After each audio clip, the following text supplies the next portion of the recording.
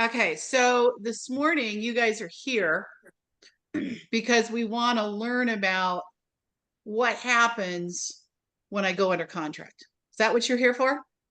Yes. Right? How many of Yeah. you are scared about that? Like Margaret, you've been teaching us for a while how to find business, and I've gotten close. A couple of you have gotten really close, and then it's oh no.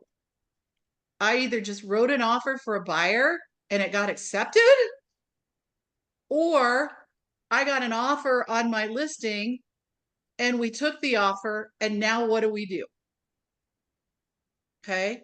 Because at the end of the day, that window from under contract to closing in a non-cash deal can happen as quick as 3 weeks. And if you think about the contract buy and sell, is there a lot of deadlines in there? Yeah. Did anybody take Kevin's class where he went through the dates and deadlines and how he makes he makes a lot of stuff happen in that first 10 days? Like, man, 10 days in, Kevin knows whether he's going to close or not. Right? By the way, I write my contracts the same way when you take your classes from me. So I want to take you through this morning the process from congratulations, you're under contract, whether you're the buyer or the seller. I'm going to show you some checklists that we created at one point in time for Margaret Gate Homes. And honestly, we don't use them because it's just habit to us. And I think we ourselves need to rework them, but I want you to show them. But I also want you to go create your own. I don't want to just, and I'm not going to give you mine and then you just go copy it, because you're all going to build in your own communication styles and your own communication processes and your ways of doing things. Okay. During that process of when you go under contract, it is my belief that in order to give our clients the best possible experience, we need to be prepared to answer the questions before they ask them. So when I'm communicating with my clients, regardless of which side of the fence they're on, I always like to end the phone conversation and or the email conversation with here's what's coming next. Okay. Because here's the beauty. If I'm telling them what's coming next, they're not sitting there stewing and making things up in their head. Right? Because they might be thinking, oh my God, I'm under contract. I wonder what's going to happen with the appraisal. Well, don't we have a few things to get done before we worry about the appraisal? Right? So I want to keep them in alignment. So here's what's happening next, or here's what to expect.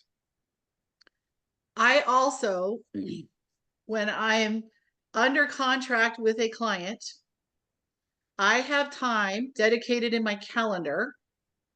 If I pulled up my calendar, it's not there today because I just know it's there. But I set aside an hour on Mondays and an hour on Fridays, and I blocked that time and I called it client communication hour. That is my dedicated time. So on Monday mornings, if you have a listing, and Anita, I know that you're supporting your husband on some of his listings. You're new on the market. Your seller knows you had a little bit of activity. What is the number one thing they want to know Monday morning? If they had any showings, any offers. Yep, they want to know what happened. What was the feedback? What's going on? So Monday mornings, I'm calling my sellers and I set the expectation up with them up front. I tell my sellers, okay, we're going on the market. If anything urgent happens over the weekend, I will let you know. I've scheduled time between 10 and 11 to give you a call Monday morning. So on Friday, I already told them what time I'm going to call them on Monday, right? Are they bugging me all weekend? Only if somebody broke something during a showing, right? Now I need to call them between 10 and 11 because at 11:01, if I haven't called them, they're calling me. Okay. So setting those expectations with them, right? Anticipating what they need to know. Okay. Big, big, big. And so you're going to see that. So what really drives your timeline is the dates and deadlines of the contract, right? There are certain activities that have to happen in certain time windows. So I'm actually going to use a contract to buy and sell for us to look at as soon as I can find it on my screen. It's probably over here. No, hold on. I need to move this bar. All right. So look familiar? Yep. All right. We're going to pull this over here. All right. So I'm going to talk through first if I have a buyer. Then I'm going to talk through if I have a seller. Is that okay with you guys? Yep. So we're kind of go through the dates and deadlines twice, but that's okay. All right. So if I'm working with a buyer, the very first three things that need to happen is they need to arrange to turn in their earnest money. I need to send the contract to the lender. And we need to arrange for their inspection. Because your alternative earnest money deadline is usually 3 days or less after you go under contract. Okay, so from that point, from that piece of it, my communication to my buyer is, here's where you need to turn in the earnest money. Here's the amount you need to turn it in. And I'm going to share with you guys the email I send out to my buyers so you can see how I do this. Okay. I'm also going to send that contract, the contract to buy and sell. And if there was a counter, I'm sending that also to the lender because that is how the lender knows we're under contract. Okay. So those are that's a big one. And then scheduling the inspection. With the inspection, I would encourage you to have at least 2, if not 3 home inspectors that you can refer your clients to choose from, your buyers. The reason why I want you to do it that way is that if you say, oh, I got a great inspector, his name is Joe, and Joe goes out and he misses something big. Yeah. And then after they go under contract, after they close, they find this thing that Joe missed, and whose fault is it? Yours. Ours. Yours. Because you said Joe was the best. So if you give them 3, and this is what we do, we have 3 different inspectors, and trust me, they've changed in 10 years. I would argue the inspectors I had a year and a half ago are not even on the list anymore. They've made me so mad. Okay. I will send the list to my buyers and I will say, call them, look at their websites, look at their reviews. If you want to call one of them directly and schedule it, go ahead. Or just let my team know and they'll schedule it for you. Okay. But always, so those are the big things you want to do, like the minute you go under contract. Now, if you go under contract Sunday night, you can wait till Monday morning. It doesn't have to happen Sunday night. Unless you have a schedule like mine on Monday mornings and then you burn the midnight oil. So what happens if your client says, okay, I don't know. Why don't you just choose one? I'll say, I really need you to make that choice. Okay, good. Now, what some of our buyers will say, not so much right now because we're not as busy. So I have a transaction coordinator. I use one of the office transaction coordinators. And oftentimes what they'll tell her is, I've looked at all 3 of them. I don't really care which one we use. Just use whichever one can get me in there on Wednesday afternoon because that's the only time I can go. Uh-huh. But at least they've looked at the 3 and they're making that choice. Okay, good question. Okay. The next deadlines that you're going to, that's the big stuff with your buyer right out of the box is those 3 things, right? Now, depending on the timing of the inspection, you might get some of these things before you're ready to do the inspection objection. So that's what I'm going to assume.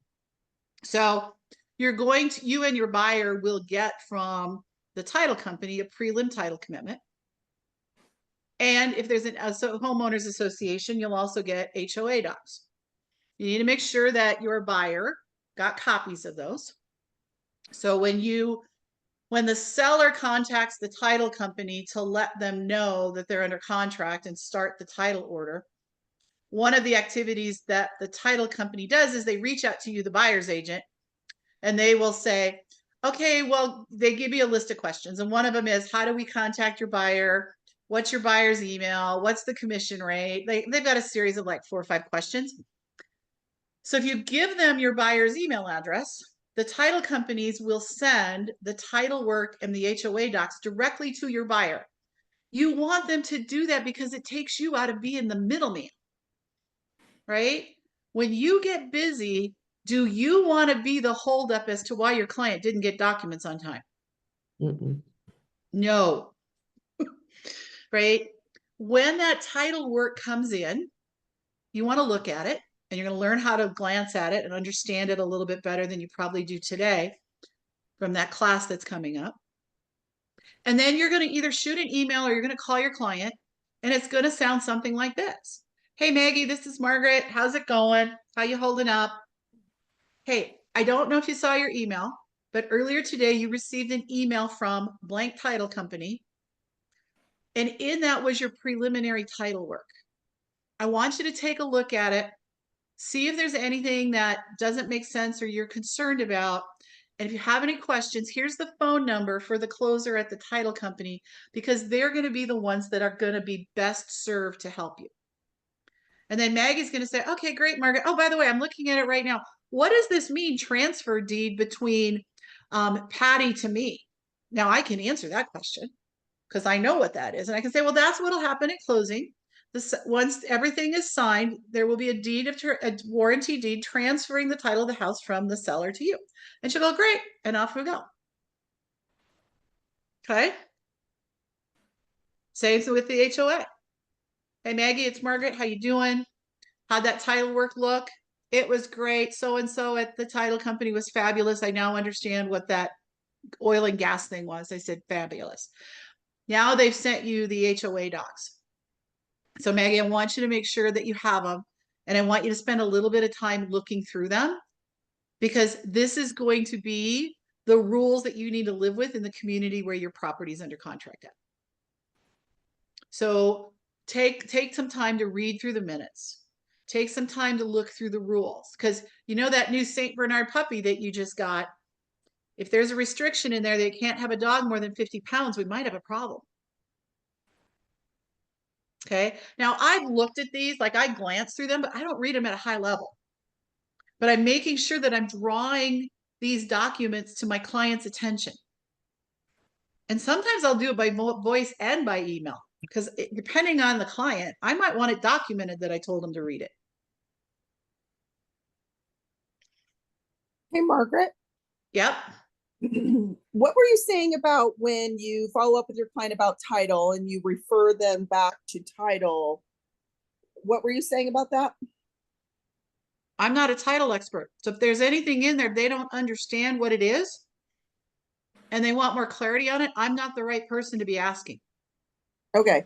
So you're basically saying I can answer general questions, but if you want more information, let's have you reach out to title. Exactly. Right. So Okay. like if it's just a standard Schedule B1 where there's a transfer deed, there's a release of the current mortgage from the borrower that the current seller has on it. And one other thing that's pretty common, I can't even think what it is right now. I'm probably going to say, yeah, I don't see anything out of the ordinary. But you guys, I've been looking at title commitments for how many years? Remember what I told you? 1983. I've seen a lot of title commitments. That's longer than some of you've been alive. I know. Okay. So I told you I'm old, right?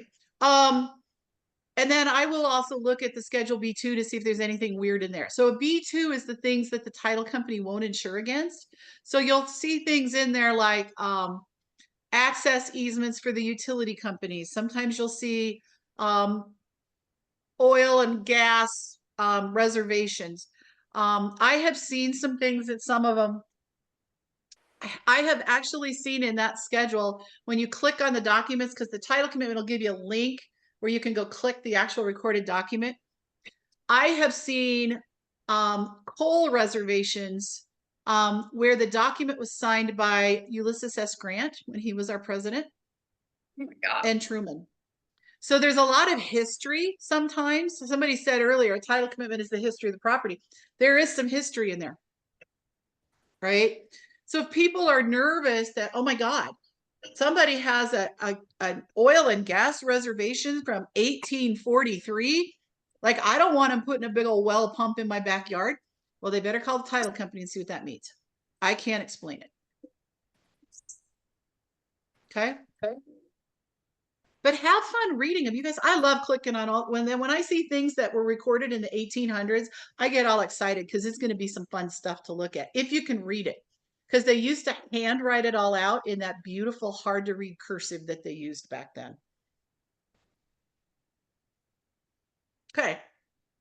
All right. If I have the buyer, the next thing that's going to happen probably pretty quickly, if the seller's agent or their team is on it, I'm going to get the seller's property disclosure, lead-based paint disclosure if it's applicable, the square footage disclosure, all of those things are going to come from the seller. And so I need to forward those to my buyer. And if it's lead-based paint, you have a very tiny window in which the lead-based paint disclosure needs to be signed by you and your buyer. The other disclosures don't have a signature deadline for the buyer. But you want to make sure that your buyer knows. So you're going to email them, you're going to send them an email. Dear Maggie, please find attached the various disclosures that the seller has provided. Please review them and sign them at your earliest convenience. If you have any questions, feel free to reach out and give me a call. I encourage my buyers to take the seller's property disclosure with them to the home inspection. Can't hurt, right? All right. Helpful? You guys feeling a little more confident? Yeah, Yes. that's actually, Margaret, that's actually a really good suggestion. To be honest with you, I hadn't thought about that. That's actually a really good, Yep. it's really informative because then they have that document in front of them. Right. And they can kind of take a look at what the seller has disclosed. And most of the time you see a lot of no's, but there could be some yeses. And those are just kind of things that they can at least take a look, take a higher level of reviewing is what I'm trying to say. That, or I can't tell you how many times I see a home inspector write in the inspection, evidence of a water leak under the sink, get information from seller. And then I go pull the seller's property disclosure and it says, water leak due to disposal failure replaced on this date. I already have my answer. Right? So it's just a great way to share that with the inspector. The other thing is that, like, if the sellers recently had work done on the house and they gave you that information as part of the due diligence and you have it before the inspection, take it with you. Right? Like if you've got a receipt because they just put in a new hot water heater or new water heater, take it with you if it's not standing on the kitchen counter when you get there. All right. All right. Loan terms deadline. I don't really do a lot with this. I really leave loan things up to my lender partners. So I do remind my buyer, well, my TC does. They let them know, hey, you got your loan terms deadline, and the lender already knows when it is. So they're pretty in tune to that. So I just would like maybe call the lender the day of or the day before the loan terms deadline and say, hey, are we locked? Okay. All right. So the next big pieces is going to be the inspection and the due diligence documents. I'm not going to go into my due diligence documents tirade. I'll save that to when I teach a contracts class. But if the seller is providing due diligence documents, oftentimes they're on the kitchen counter at the property when you go do the inspection. Okay, sometimes they send them to email and sometimes they just don't give them to you. It happens all the time. Inspections, you need to be there. You have the license. You're responsible for the security of that property.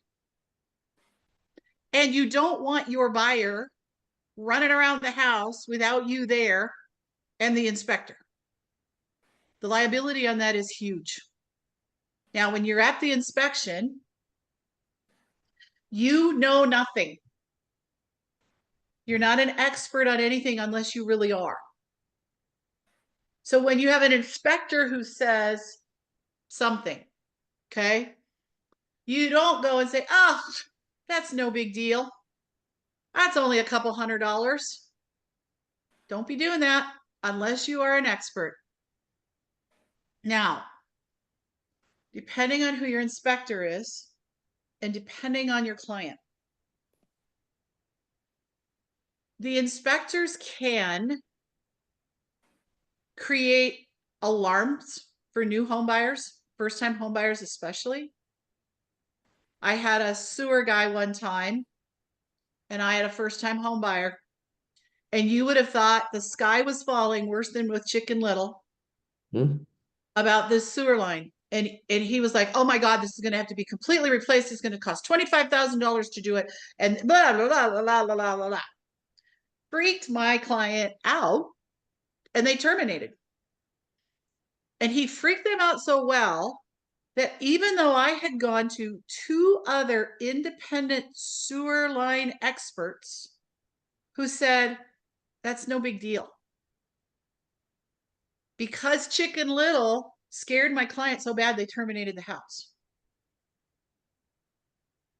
Needless to say, that sewer inspector never has inspected another sewer line on any of my buyers' properties. And now he's out of the business. Does that tell you anything? When an inspector starts to explain something, or they'll say, hey, I noticed blah, blah, blah. I don't know what blah, blah, blah is.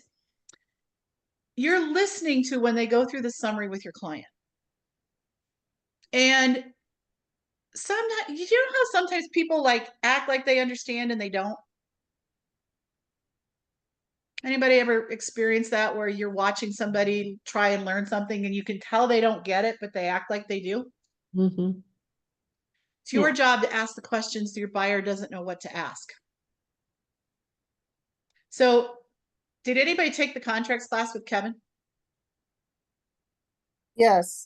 Okay, did you notice what I did during that class? Probably not. What did I do, Nicole? What did I do? You were asking questions that we were too afraid to ask. So Maybe. wasn't it? Because I forgot exactly what you said, but I know you chimed in and were kind of, I know you also role played, I think, a situation. I did. I role played. Trust me, I know the contract as well as Kevin does, or better in some cases, right? Especially from the buyer side. And do you think when I ask questions in that contracts class, it's because I don't know the answer? No, it's because I know the audience didn't get it, or it wasn't clear the way he explained it, right?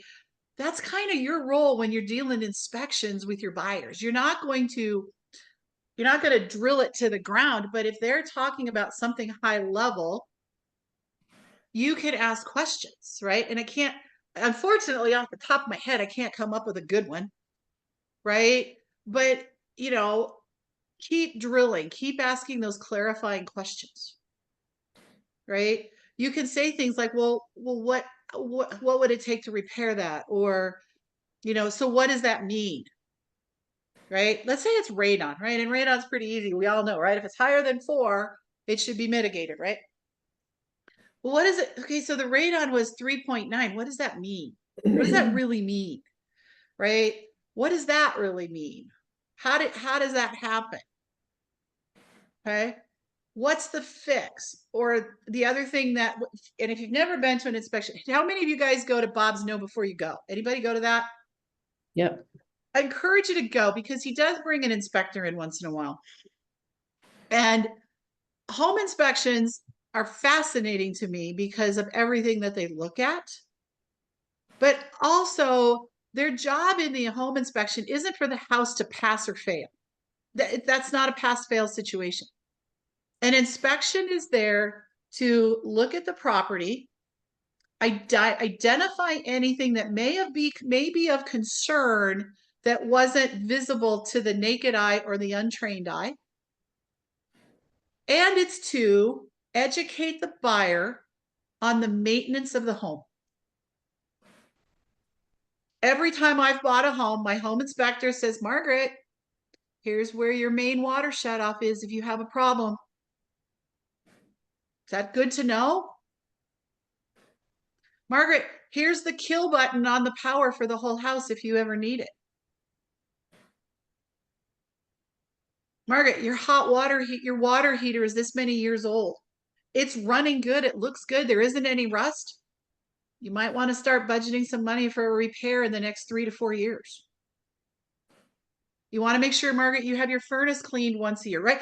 Think, how many, is there anybody here who's never owned a house? Nicole, do you know what it takes to maintain a house? No, Wouldn't like it be nice to have an inspector come and teach you those things? absolutely. And as a single girl, let me tell you, it really helped, right? To know where things were. Okay. So go to the inspections, be the questioner, listen.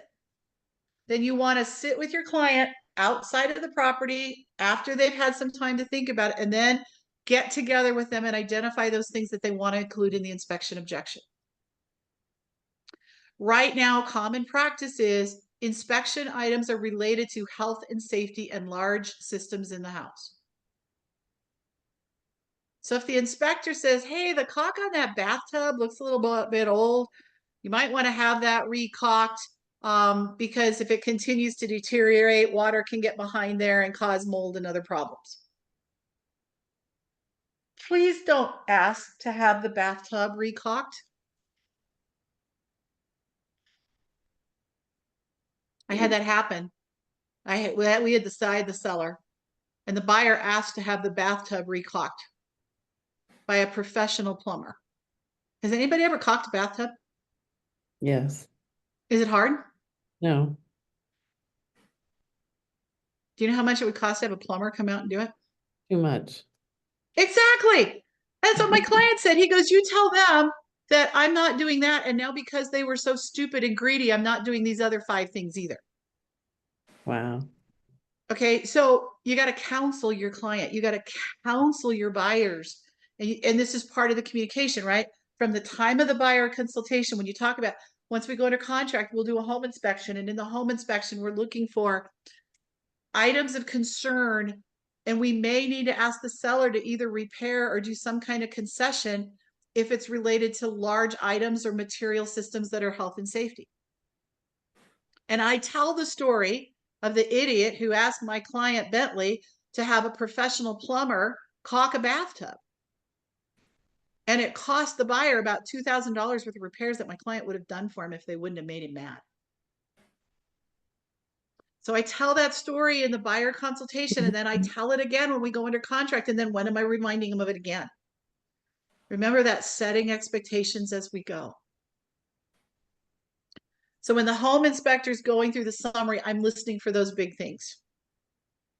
If you are ever at an inspection and your inspector says, yeah, I found a little bit of a gas leak over here by the gas stove in the kitchen, please pick up the phone and call the listing agent right away. Don't wait for 3 days to tell them in the inspection objection. Okay. Hey, Anything Margaret, that's going to make the house be dangerous for the people living there, we need to let them know right away. Yes, somebody had a question. it's Anita. So how are you recommending, to your clients about home inspection as far as like to get radon, to get sewer, to get those extra inspections that don't come along with a regular home inspection? I do it all the way along the way. So back in the buyer consultation, I'll say the home inspection process, there's 3 basic inspections that I see just about every buyer do. They're depending on the circumstances. And that is one, you want to do the full visual, which is where they look at everything in the house. Radon, are you familiar with radon gas? Now, if they're buying a 3rd-story condo, I'm probably not going to recommend radon, right? And then a sewer line. right? But again, if they're in a condo and it's on the 5th floor downtown, they don't need to do a sewer. And I'll say, and there's other inspections that you can do. You could do mold, you can do asbestos, you can do air quality, you can do all kinds of inspections. The most common 3 most buyers are doing today are these 3. Okay. That's pretty much what I do. Do you recommend a sewer inspection if the home is newer, or do you only recommend that? Always. Always. Okay. I actually do. I pay to have the sewer line scoped on my new builds. Really? Okay. Oh, yeah. Yeah, So because let they me could tell you have made about a that. mistake. Yeah. Huh? Yeah, they could have done it wrong or made a mistake when they put it in, obviously. Well, one, they could have, those construction guys that work those sites, you do not have any idea some of the construction debris that they have found in sewer lines on a brand new fresh sewer line. I helped a client buy a new build out with Lennar out off of 136th in Quebec. And then a few years later, they bought the house 2 doors down and are using it as a rental. And one of the things we knew from the seller's property disclosure is that the kitchen flooring and the kitchen cabinets had been replaced due to water damage. And so I'm like, what kind of water damage? Well, the homeowner came home while we were there at the inspection. And so I just asked her about it. I said, hey, can you tell me more about that? Well, come to find out, the sewer line, after it had been installed, when they're running all this heavy equipment over the earth building, it smashed the sewer line. So then when they would push large volumes of water down into the sewer line, it couldn't handle the capacity, and so it backed up. Had someone done a sewer scope before they closed on that new build, it would have never happened because they would have required the builder to get it done before closing. So yeah, new construction, you guys, I pay for, because I gotta tell you, typically, if you're selling a new construction home, once you get them under contract, you don't do much. Like new construction's easy and you're gonna make a lot of money. So I will pay as part of my service to my buyers who are building a new home. I will pay for a third-party inspector out of my money to go out and inspect the home prior to the drywall going up. And most builders like that, by the way. And then right before closing, I will pay to have a sewer scope done. Because I want my inspector to see what the electrical and the plumbing looks like before the drywall goes up. And I cannot tell you how many things have been found from new construction that, oh, the city already approved the permit. I don't care that they approved it, they're wrong. And they would go fix it. So yeah, new construction isn't always safe. Margaret, Yeah. true story on the home that my husband and I were having built in Arizona. We were living in California at the time. Had we been able to go out like you had suggested to be able to see, we saw prior to drywall and they were just getting ready to put in insulation. So we didn't get to see, if the insulation was installed or not. And the very first year that we were living there, Arizona gets very hot. Couldn't understand why the walls were getting so hot. Discovered when the air conditioning needed to be serviced that there was no insulation in the walls whatsoever. So the builder had to come in. It cost them 30 or 40 grand to put blown insulation in the house. So it is a really good idea to make sure your buyers get to see this stuff ahead of time. Yep. And with an inspector who knows what they're looking at. Absolutely. Yeah. And they said, well, it was signed up by the city. And I'm like, okay, but what did the city look at? There's no insulation. And it's 114 degrees. Exactly. So you're going to fill out your inspection objection. I will help you write that. That's a whole nother class. And then you go into negotiating repairs, concessions, all of that stuff. And then it now comes down to, on the buy side, following up with your lender, right? Once you get through inspection, by the way, once I got inspection resolution, schedule your closing. Don't wait for clear to close from the lender. Schedule the closing once you're through the inspection. Because once you're through inspection, you're probably 90% of the way to closing. Then I'm going to follow up with the lender. Hey, the appraisal been ordered? Do you know when they're going out? The appraisal is ordered by the lender. And typically as a buyer's agent, we don't even know when it's happening, nor do we go.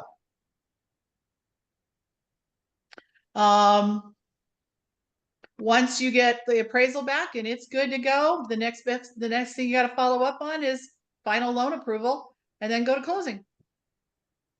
Boom, baby, you're done. Margaret, I can't see your screen anymore. Can anybody else see my screen? I can still see you. I can still see it. I could tell. I can see you, but I don't see the form. Did you change your view? I don't know. I didn't do anything. Okay. I'll This. do it on my I'll end. just start over. Hold on. All right, I'm resharing. Did that fix it? Yes, thank you. Okay. All right. So are you feeling a little better about getting your first buyer under contract? Yes. What questions do you have? So, Margaret, so sorry, I got interrupted when you were saying on a new build before, like in the beginning, you schedule something. I missed that. I will bring an inspector out when the builder calls and says, we're ready to do the pre-drywall walkthrough. I want my inspector to inspect that property prior to that walkthrough. Okay. And then I want the sewer line scoped right before closing. What does that cost you typically for those two things? I don't know, what is the sewer scope? 125, 150 Oh, no. bucks? Okay. Okay, an inspection. Like a pre-inspection? Is that what you call Well, it? it's not a pre-inspection, it's a pre-drywall inspection. I know they don't charge me as much as if it was a full inspection. I don't know, 300 or 400 bucks. I don't know. Wow. So you're kind of taking a risk there. Like if for some reason it didn't close, that's kind of an out-of-pocket expense for you. I don't know. I think I take a risk every time I put a buyer and take him out to hope to put him under contract. I'm driving my car. I think that every time I put a listing on the market and I spend the money for photography and staging, that I'm taking a risk. Yeah. Yeah, I mean that's called a business expense. Okay. But that's why people do business with me, right? Because I do things and provide a level of service, but I'm also not a discount broker, right? I don't do my listings for 2% because I pay for staging, I pay for really good photography and drones, and I pay to have houses cleaned and windows washed, and like I do a lot of things for a high level of service. That's why people do business with me. If I discount my commissions to the bare bones, I can't do that. Sure. So using your dates and deadlines as your guide, I'm going to show you, but remember, I'm not giving these to you guys. This is the checklist. Can you guys see that?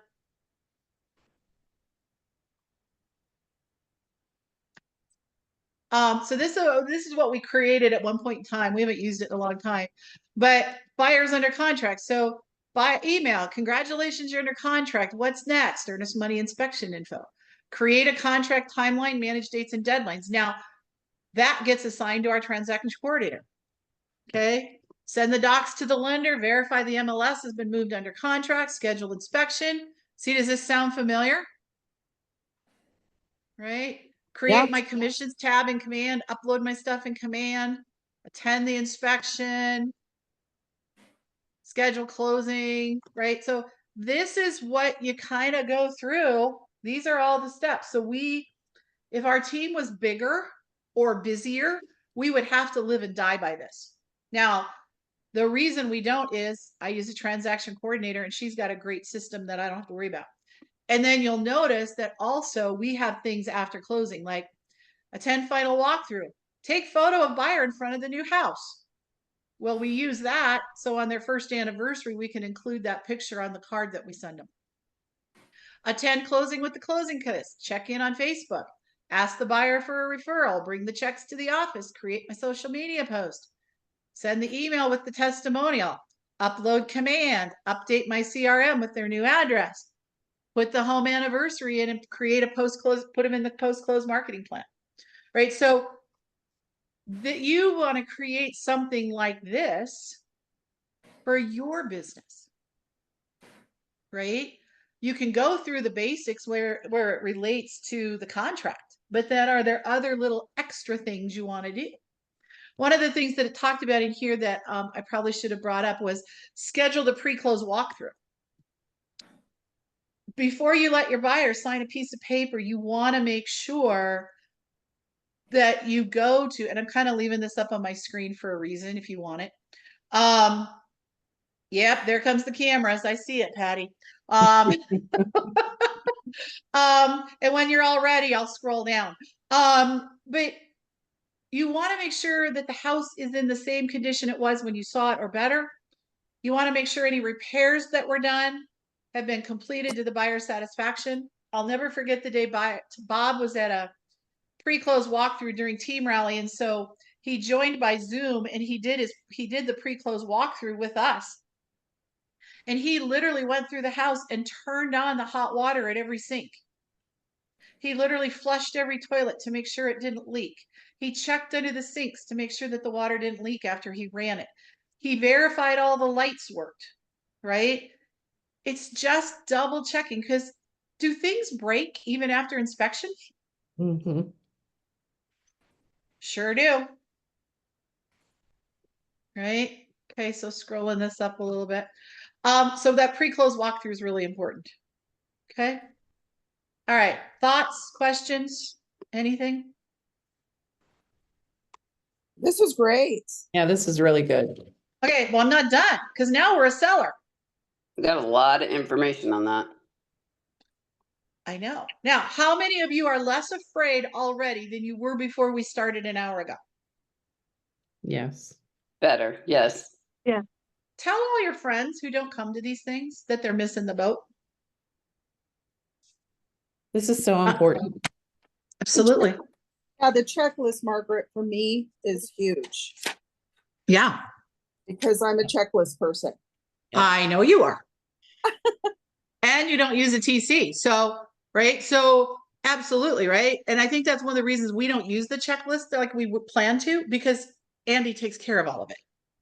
Yeah. So I've used that term several times and I don't think all of you know what it is. So TC stands for transaction coordinator. They can also be known as a transaction manager. This is someone that you can hire who will help you.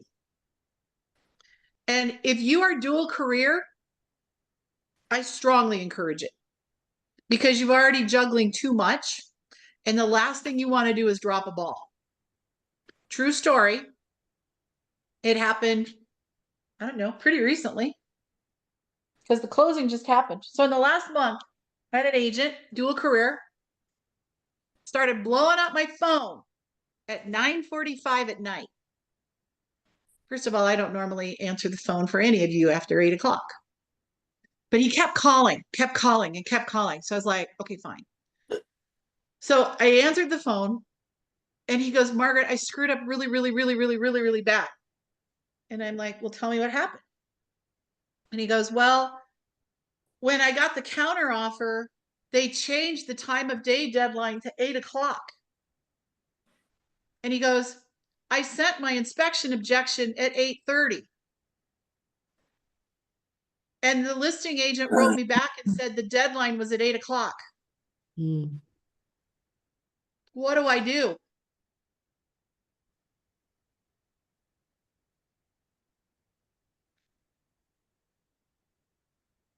What does he do? I said, well, technically, you were late, which meant that you and your buyer lost your right to object or terminate to Mhm. anything in the contract as it relates to the inspection. The seller doesn't have to do any of the things you've requested to because you were late. So as an agent, I guess if I drop the ball, I'm probably paying to fix those things. And I sure hope it's less than your commission check. That's your worst case scenario. Now,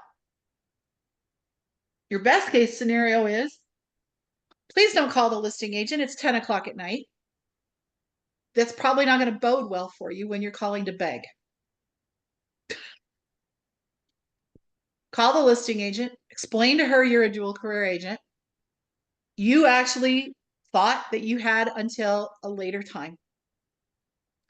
And is there any way that the seller, unfortunately for him, the total amount of the repairs was going to be under $750.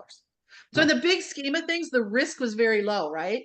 Right. Like if you had to make a mistake, do it on something that's under $1,000, right? When you're getting a paycheck for 20. But that could be your leverage to get the seller to do it. He got so lucky the seller did it all. Okay. Had he been using a transaction coordinator who that morning reminded him that the inspection objection had to be in by 8 o'clock that night, do you think he might have had a better shot? No. Say yes. Yes. Right. And that's a true story of somebody who's in our coaching program today. Okay. All right. Now we're going to put on our seller hat. Okay. So I'm going to send, oh, I didn't send you my buyer email, did I? Did I show you my buyer email? So this is my template. How funny. All those inspectors are no longer here. Okay. So clearly I've got a more current one. But it says, congratulations, your offer has been accepted. I want to introduce you to my transaction coordinator. I give them her name and contact and what her role is. There are several deadlines we need to meet in the next few days that I've outlined below. First one, we have sent your lender the copy of the contract. They're going to ask for supporting documents, respond to them right away. Earnest money deadline. So this is where I'm going to put in. Needs to be to this title company in this amount by this date and time. So you notice I got lots of like prompts in there. Okay. Then I put in here, Andy will send you the email with the seller's disclosures. Then I talk about inspection and insurance. And I give them my top 3 inspectors, which I'm not joking. Well, actually, Wynn I'm still in, Alpine I am, but Owen's not there. And NPI we still use. Okay. And then property insurance, right? I talk about, you need to get property insurance on the home. And oh, by the way, if you don't know somebody, here's David Fear. Right? Because David's in our office. He's our own in-house lender. He's our in-house insurance guy. And then I just put in a few of Margaret's top things to remind them of. And I could make up 10 commandments, but these are kind of it. Respond to your mortgage loan officer right away. Is that not true, Maggie and Anita? Clients have got to respond to us. Absolutely. Right? No shopping sprees.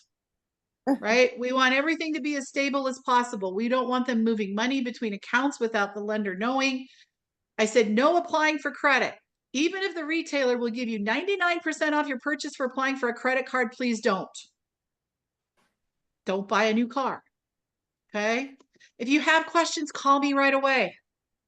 And here's my favorite line. And this truly happens.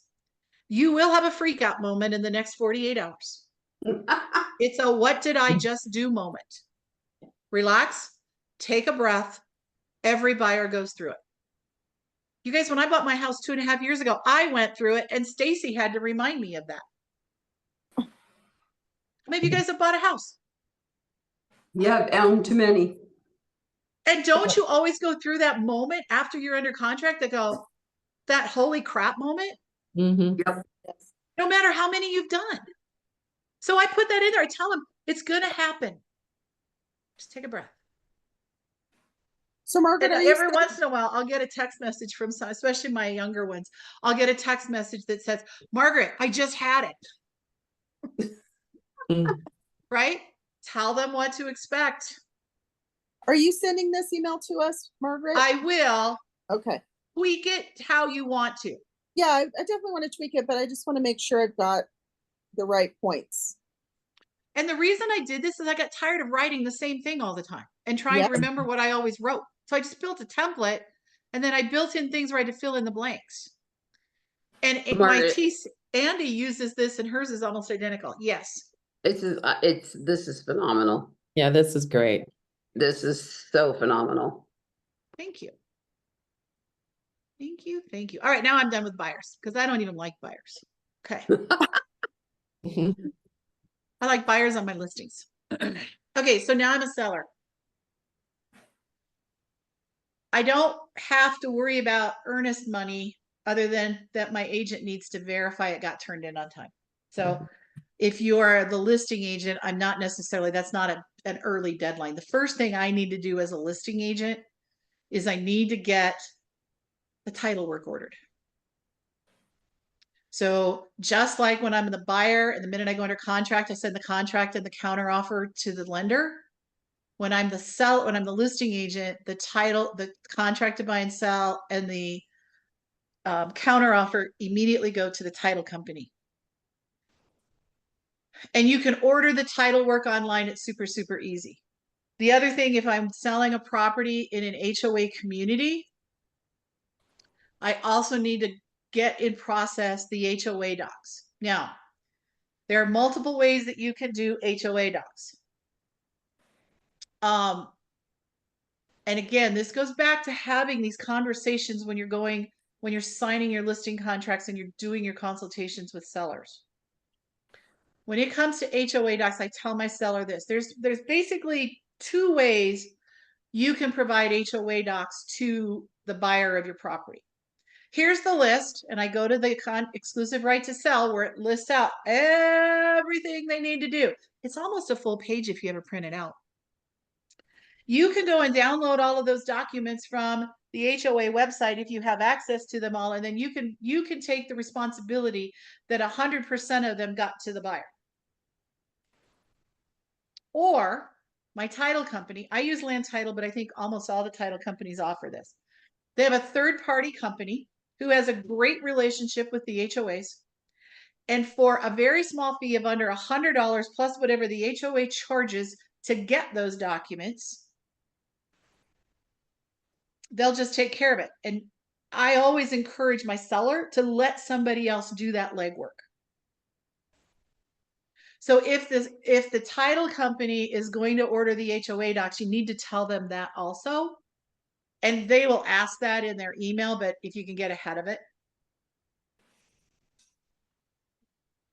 The other thing I need to do as quickly as possible is get the seller's property disclosure and lead-based paint disclosure and square foot, all the disclosures to the buyer's agent. Now, in CTM, before you send those disclosures to the buyer's agent, you need to add the buyer's information on them, right? Because the buyers have to sign them. So day one, order the title work, order the HOA docs, get the disclosures to the buyer. Okay. When the title work comes in, when I get that copy of that preliminary title work, I'm going to go look at Schedule B1, and I'm going to see if there's any out of the ordinary actions or surprise actions that my seller needs to take in order for us to transfer free and clear title. What did a lien show up we didn't know about? Was there suddenly an IRS lien we didn't know about? By the way, if you're working with sellers and you don't get an O&E and spend $5 before you sign that exclusive right to sell, you're crazy. It's the best $5 insurance policy you're ever going to write. Buy. It's only $5. It's a Starbucks coffee. What the things that I see that normally come up most commonly is if you have clients, and this can happen buy or sell, but I have some clients, and I'm going to change the last name, but their name is Lisa and Bill Smith. Do you know how many Lisa and Bill Smiths there are in the world and that are married? There's a lot of them. Well, there are some Lisa and Bill Smiths, specifically some Bill Smiths, that have some really bad credit. They have about $300,000 worth of IRS liens that they haven't paid. And they have multiple judgments. So when the title company goes and does this search to verify that there's not going to be any surprises, sometimes they will pull up the liens of the other Bill Smith.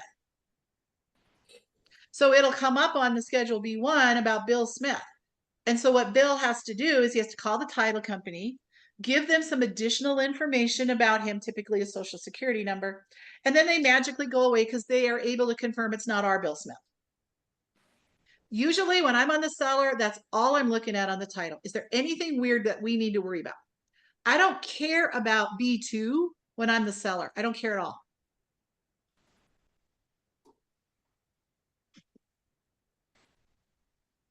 Okay. I don't worry about the loans. I do worry about the appraisal. So as the listing agent, you're going to get a phone call from an appraiser. Hey, Leah, this is Margaret, the appraiser. Hey, I've been asked to come out and do an inspection on 753 Beach Street. Wondering if I could come out on Wednesday at 9 a.m. and do that. Will that work for you? Yes. Now, sometimes they'll ask you for the lockbox. I don't give it to them. By the way, listing agents, make sure you fix broker bay after you go under contract so that they can't schedule inspections and appraisals without calling you. Because if you don't do that update, they will just automatically schedule it. You may not even know it's happening. The other thing you need to do right away after you go under contract, you have 72 hours in the MLS to change it from active to under contract. If you don't do it, it's a $50 fine. Back to the appraisal. Leah's gonna say, oh, Margaret, I don't have to give you the lockbox number. You know, I'll meet you out there. And they're very used to us doing that now. Most appraisers are fine. Why do I want to meet the appraiser? Well, I want to build a relationship with him. And Leah might even say to me, wow, Margaret, that's pretty early in the morning. I'm gonna have to stop at Starbucks on the way. Can I grab you anything?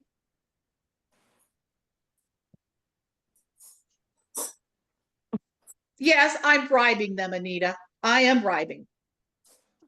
Okay. Right now, I'm going to create an appraisal package. And I'm not going to go into the details because I do teach a little workshop on this. But my appraisal package, are you guys familiar with the black the folders with the 2 pockets in them that we have that are branded to KW? Yes. You can buy them from Elizabeth. Yeah. So I get one of those and I print out the contract to buy and sell, the counter offer, and any amendments that have been created. And I print those all off and I put them on the right-hand side of the folder. I also print out the appraiser view in color of my subject property. I include the property flyer if I had one at the property. And if it's a flip where they recently did a ton of upgrades, I create a features list, and if my seller will give it to me, how much they paid for each of those things. That's the right side. The right-hand side is about the property and the contract. On the left-hand side, I print out the MLS sheets of the comps that I used to price the property. If I received multiple offers, I include my MLS, my multiple offer spreadsheet with the agent and buyer names hidden. But I put in some of the details, like that shows how many offers I got, what the terms were, like what the purchase price was, the closing date. Because especially back in 2022 and 2021, where people were paying over historical values, the paid comps weren't going to help us. But if I was able to show the appraisers that, look, I got 8 offers and they were all in this realm, it helped me get the market value. You think that's valuable to the seller? Do you think that's valuable to the buyer? It's Yeah. really nice when you don't have to fight about an appraisal 4 days before closing. Then when I go out to the appraisal, when I go out to meet him, he told me 9 o'clock. I'm probably there at least 8:45. because those guys show up early. They do it all the time. Well, appraisers will tell you, oh, we don't care about the condition. You don't need to leave it staged. I don't care if the lights are on. They're human. Why do we stage homes? To look nice. So they look better, right? Oh, hi, Becca. We stage homes. How long have you been here?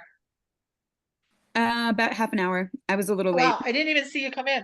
Um, Right. so they look better, right? So that people get emotionally drawn to the house, right? They feel better about it. It looks nicer than an unstaged home. Well, guess what? Appraisers are human too, no matter what they tell you. So when the appraiser comes to the house, I want the lights all on, just like I would if I was hosting an open house or a showing. I have all the lights on, I have all the blinds wide open, and I got my appraisal package. And if he gave me his coffee order, it's there. So when he gets there, I open the door for him. I introduce myself. I'll say, do you have any questions on the house? Or so, depending on how they do it, right? Sometimes they'll say, well, I'm going to go outside and measure first. And I'll go, okay, well, I'll just hang out. I'm good. Then they'll come in and they'll run around and take their pictures.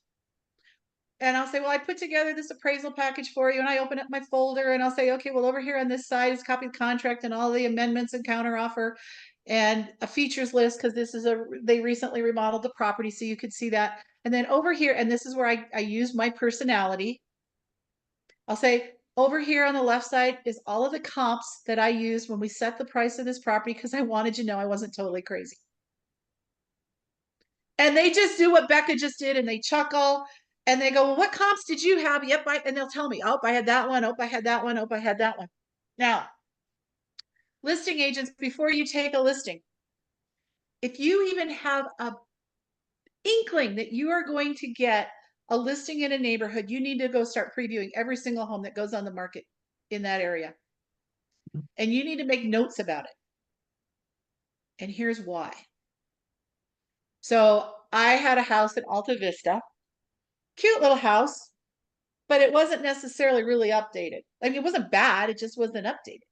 And there was a house across the street, and it looked like in the pictures that it had been totally tricked out. Like that it had new cabinets, that it had granite, that it looked great in the pictures. Fortunately, I went and previewed that house. Those weren't brand new cabinets. Those were painted original cabinets. And that's looking like stone countertop.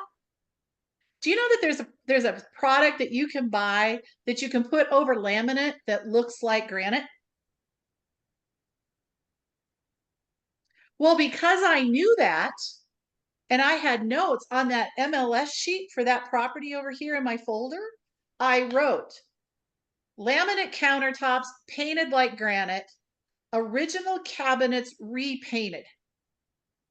Because if you looked at only the pictures, you would have never thought my house and that house should have priced the same. But because I knew that, it helped my value come to equal. Does that make sense? Mm-hmm.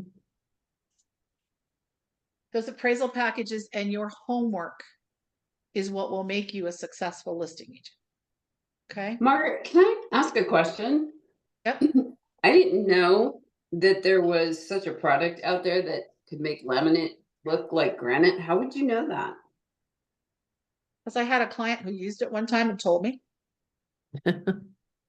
Also, if you ever go with me and I show houses, I always touch the bottom of the cabinets, touch the bottom of the countertops. Do you know why? No. Well, if you touch your granite, how does it feel? Like stone. Like stone. If it's laminate, what does it feel like? Like laminate. Like a plastic almost. Exactly. Or- It has a different feel. Sometimes if it's like got the woody kind underneath, you can feel the wood. Mm-hmm. Go preview homes. That's how you learn these things. So Margaret, in that list, in that packet, you said a copy of the contract. Is that with the people's names and everything on it? Yep, they have it anyway. Oh, they do. A good lender will have sent him a copy of the contract and the counter offer. Okay. The reason I give them all of it as well as the amendments is sometimes buyer agents are little boogers. I was going to use a different word and then I remembered I'm being recorded. Those little boogers, if they negotiated a big price reduction or a concession due to inspection, they don't want the appraiser to know it yet. So they won't give that document to the lender till after the appraisal's done. Hmm. Becca's going, yep, I've seen that happen before. So I believe as a listing agent, I want to be a partner to that appraiser. I want him to like me and trust me so that he will give me my value that I want. So I'm going to make sure he has all the documents just in case I've got a booger on the other side.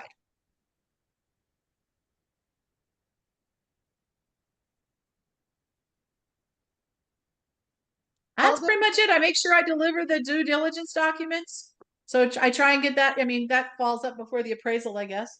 And then I just communicate with my seller when the buyers are doing the inspection. If I go back up to the hop, and then again, once you're through inspection as a listing agent, I'm scheduling the closing.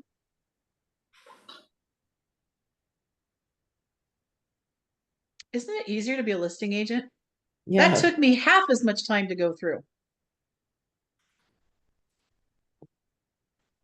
Do you mind repeating what you put on the left side? I'm pretty sure I have all of it, but I just want to make sure. I put in any of the comps that I used and any information as well as my multiple offer spreadsheet. The other thing I will do is if I have properties that are still in pending status that would be really good comps, I will call the listing agent and say, hey, Becca, this is Margaret. I see you're under contract on 123 Main Street. Well, I'm under contract on 127 Main Street. And I was just kind of curious. I'm putting together an appraisal package. I know you got under contract before I did. Can you give me any information as far as when you're closing and what that looks like? And normally Becca will say, yep, Margaret, we're closing next week and we got this amount of money. And I will write that on that particular worksheet for the appraiser. And I'll say today's date. So if it was today, I'd write 8/10, listing agent Becca confirmed, closing on this date. This is the purchase price, no concessions or whatever the concessions are. And that's other data that now the appraiser doesn't have to call Becca. My notes about the fake granite, that went on that particular property's worksheet. Previewed property on 6/17, fake granite, old cabinets painted. Pictures don't show that it smells like cat pee. Right? Robin Phipps told the story one time. She used another one of our agents' properties as a comp, and she wrote in there, he used cheap appliances, we didn't. But it was true. So if you guys are out there doing your homework, all those previews that you do around your listings is going to help you, one, get your CMA, right? You need to know the stuff for the CMA, but it's also going to help you when it comes time to create that appraisal package. I'm passionate about the appraisal packages. I really am. Okay. All right. I think that's pretty much it for about the sellers. So did you want to see my checklist? Yes. The one that I'm not sending you? Yes. Here comes the cameras.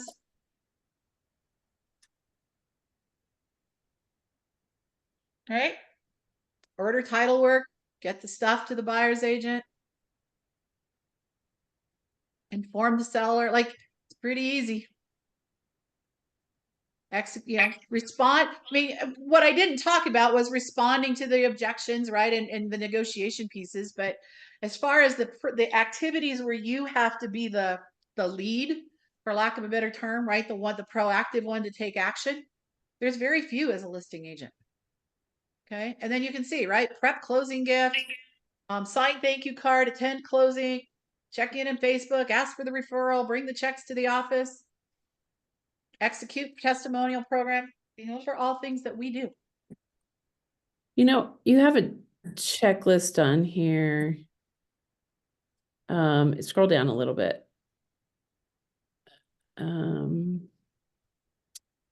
Email to seller buyer move out checklist. Oh, yeah. So that is a document. And I don't even know if I have one on my computer, so my apologies. I'll ask Andy to send me one. But what that is I can undo this because I want to see all your faces. What that is it's just like a Word document that you can create, and it's where's the mailbox? Like if you live where I do, our mailboxes are in the boxes, right? The first house I bought that had one of those, I didn't know where the mailbox was. I took the mailbox key that the seller left on the kitchen counter, and I had to go to the box and like try it in every single one of them, and it was the last one. Right? So where's the mailbox? What's the mailbox number? Where's the pool? How do I get access to the pool? What's the garage code? Because most people have the pin pads on the outside of their garages. If you have the lock that's on the front door that is coded, right? What's the code to unlock that, right? Anything that would be helpful information. Who's the trash company? What day does the trash come? All of those kinds of things that if the buyer was moving into a house, what would you want them to know? What would they want to know? Good question. No one has ever provided that to me. And moving that's into why the- you guys are all trained to provide 5-star service. It's the Right. Disney experience, right? Right. I've gotten that on every one. I've been really lucky, but then again, they've been new builds. So I've been really lucky with that. Right. New builds are always going to give that stuff to you, right? But resales aren't. Right? I'm the seller who leaves a bottle of champagne in the refrigerator for them, and a small charcuterie board, and a great big laundry list of where all those things are, and it's there when they walk in the door, right? So if we can facilitate that as the seller, it's just a really nice touch, especially back in the day when both parties were at the closing table together. It was so nice as the listing agent, right? Because so you're at closing and everything's done, and the title person is going off to do whatever they do before you can really transfer keys. And it's so much fun to pull that out of your bag and slide that across the table to the buyers in front of the sellers and say, hey, we completed this document to just give you an idea where everything is as far as the mailbox and the trash day and all of that stuff. It just is such a nice little touch. Now today, nobody shows up. They don't all come to the closing tables together. Everybody signs independently. Buyers and sellers never meet, which breaks my heart. So, your TC or you sends it to the buyer's agent digitally the morning of closing. It's just so blah. Now, you could, as the listing agent, leave it at the house for them during the pre-close walkthrough. Or you could sneak it in the morning before closing when you go pick up your lockbox. So it's there when they get there. Okay. All right. So do you think I have an email for sellers?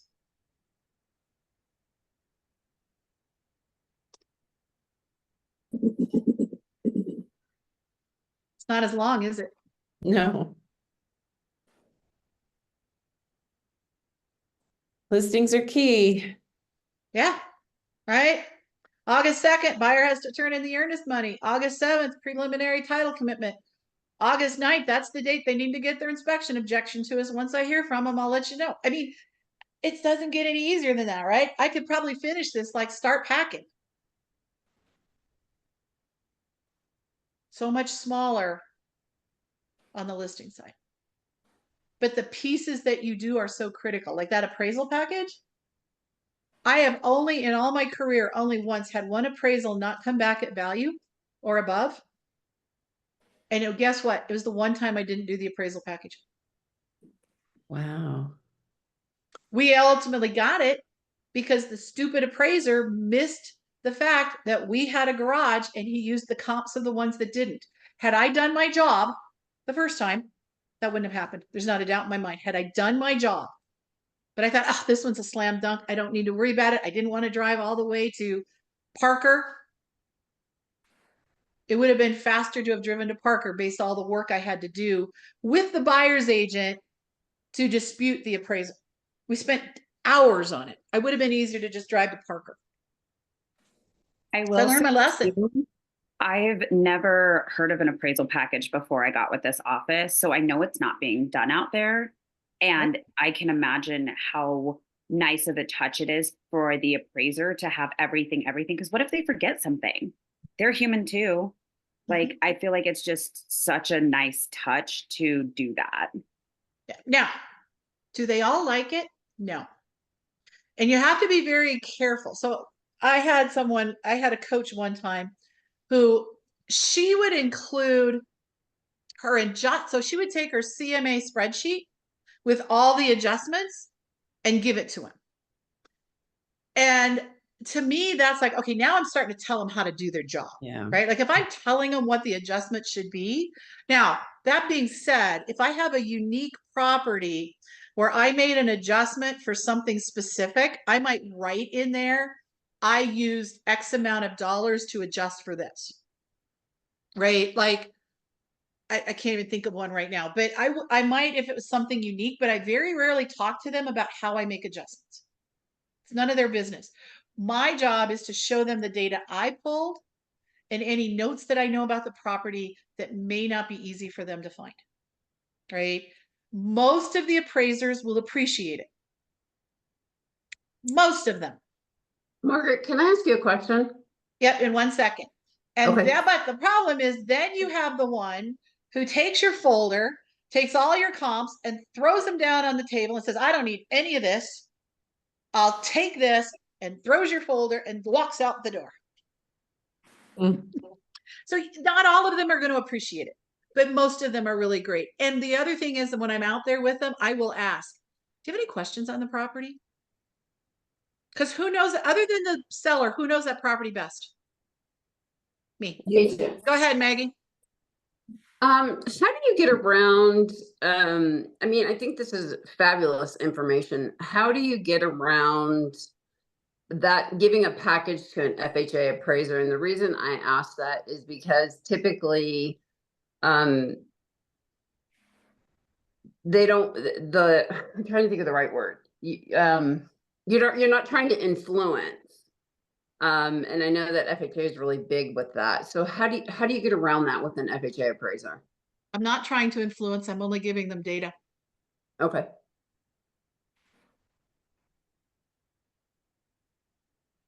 Because the data gives them the answers, right? If I have a property listed at 500 and all the comps say it should be 475, and I get multiple offers between 500 and 520, and my contract's at 515, by me telling him about all the multiple offers, am I giving him data or am I influencing him? No, you're just giving him data. I just wanted to know how you kind of get around that, because I know that that's kind of a touchy subject with some of them. Well, that's probably why the one guy threw them all back at me, because he was kind of a jerk.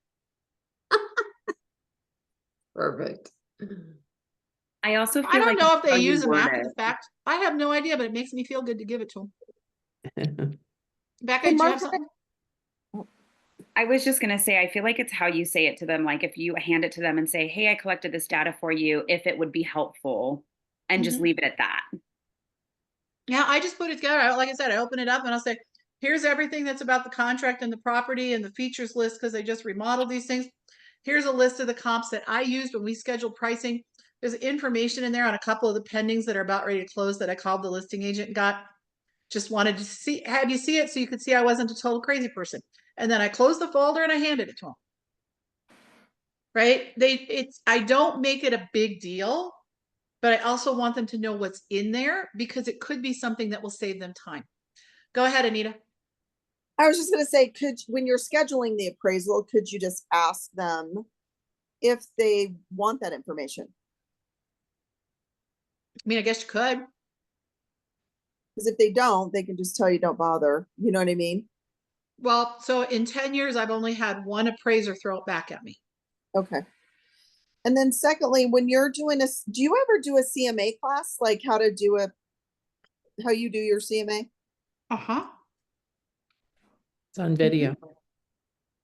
There's 2 recordings out on our YouTube channel of me teaching it.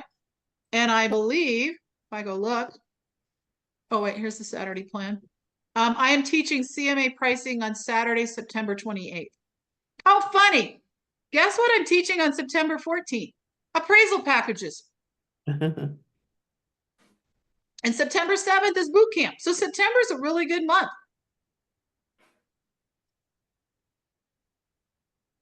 All right. Questions? Thoughts? Phenomenal information. Mm-hmm. Thank you. Really, really So, helpful. good. Good. So here's the thing. Phenomenal. Great information. It's awesome. What are you going to do with it? So you can Study spend it. 2 hours with me and take a class. I'm going to shut off the recording. I don't need this anymore.